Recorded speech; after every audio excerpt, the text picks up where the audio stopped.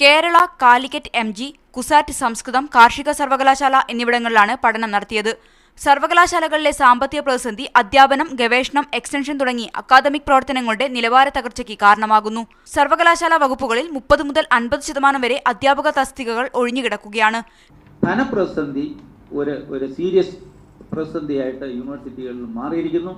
യൂണിവേഴ്സിറ്റികളുടെ കഷ്ടിച്ച് ശമ്പളം പെൻഷൻ കൊടുക്കുന്നു. അതിനപ്പുറം മറ്റ് അക്കാദമിക് പ്രവർത്തനങ്ങൾ നടത്താനും അധ്യാപനം, ഗവേഷണം ഇത് ശക്തിപ്പെടുത്താനും അതിനാവശ്യമായിട്ടുള്ള പല യൂണിവേഴ്സിറ്റികളും ഒരു ചെറിയൊരു സെമിനാറിന് പോലും പൈസ കൊടുക്കാനില്ല എന്നുള്ള സ്ഥിതിയിലേക്ക് നിൽക്കുന്നു എന്നുള്ളതാണ് വളരെ ഒരു മോശമായിട്ടുള്ള സിറ്റുവേഷൻ.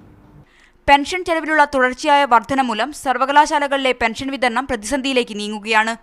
ഇത് പരിഹരിക്കാൻ പെൻഷൻ ഫണ്ട് രൂപീകരിക്കണം. സർവകലാശാലകളുടെ വിഭവസമാഹരണം മെച്ചമാക്കാൻ ട്യൂഷൻ, പരീക്ഷാ ഫീസുകൾ വർദ്ധിപ്പിക്കണം. കാർഷിക സർവകലാശാലയിലെ പ്രതിസന്ധിക്ക് പ്രധാന കാരണം അധ്യാപകരെ അധ്യാപനേതര ജോലികളിൽ നിയമിച്ചതാണ്. സംസ്കൃത സർവകലാശാലയിലാണ് അതിരൂക്ഷമായ സാമ്പത്തിക പ്രതിസന്ധിയുള്ളത്. സർവകലാശാലയ്ക്ക് ലഭ്യമായ PF, plan grant, scheme fund തുടങ്ങിയവ ശമ്പളത്തിനും പെൻഷനുമായി മാറ്റിവെക്കുന്നു. ജീവനക്കാരുടെ എണ്ണം കുറയ്ക്കുക, ഇ-ഗവേണൻസ് നടപ്പിലാക്കുക തുടങ്ങി ചെലവ് ചുരുക്കൽ നടപടികൾക്ക് കമ്മിറ്റി ശുപാർശ ചെയ്തു. സർവകലാശാലകൾക്ക് ഗ്രാന്റ് നിശ്ചയിക്കുന്നതിന് വ്യക്തമായ മാനദണ്ഡങ്ങളില്ല. ഗ്രാന്റ് നിശ്ചയിക്കാൻ 5 വർഷത്തിലൊരിക്കൽ സർവകലാശാല ഗ്രാന്റ് കമ്മീഷനെ നിയമിക്കണമെന്നും കമ്മിറ്റി ശുപാർശ ചെയ്തു. മീഡിയ 1, തിരുവനന്തപുരം.